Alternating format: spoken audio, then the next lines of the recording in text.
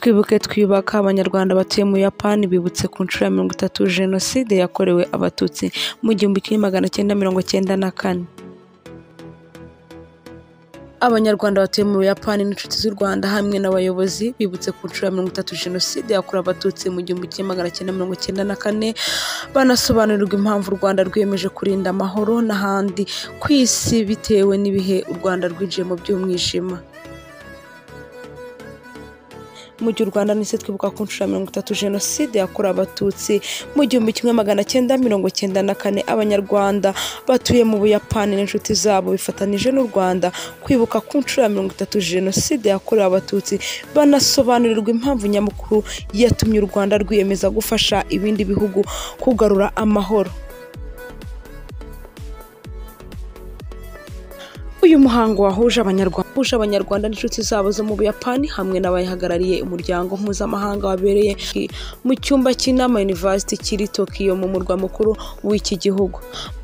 Mukasine Marie Claire uhagarariye u Rwanda mu Buyapani mu ijambo yatangaje yibukije abitabiriye iki gikorwa ko u Rwanda rwibuka mu rwego rwo gusigasira ubumwe, komora ibikomere ndetse no kwirinda ihungabana ry'ihererekanwa mu bisekuru by'ahazaza.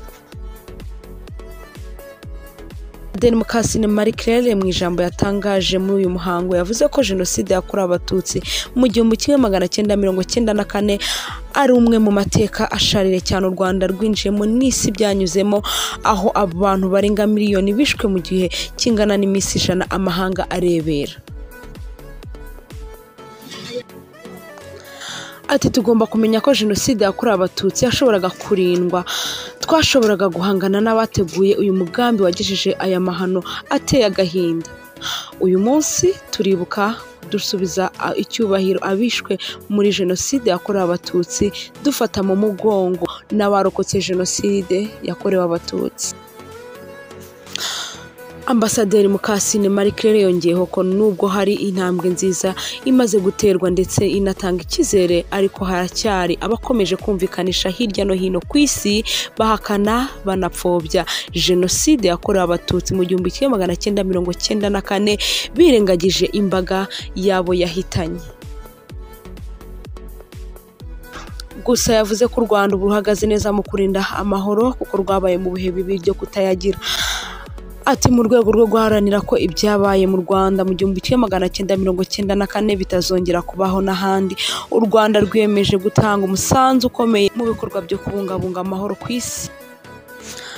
Minisitiri w'Ububanyi n'Amahanga wungirije Ubuyapani Fukazawa Yonchi yavuze ko ku byabaye mu Rwanda biteye agahinda, ariko ko igihugu cye kizakomeza gufatanya bizatuma bidasubira ukundi.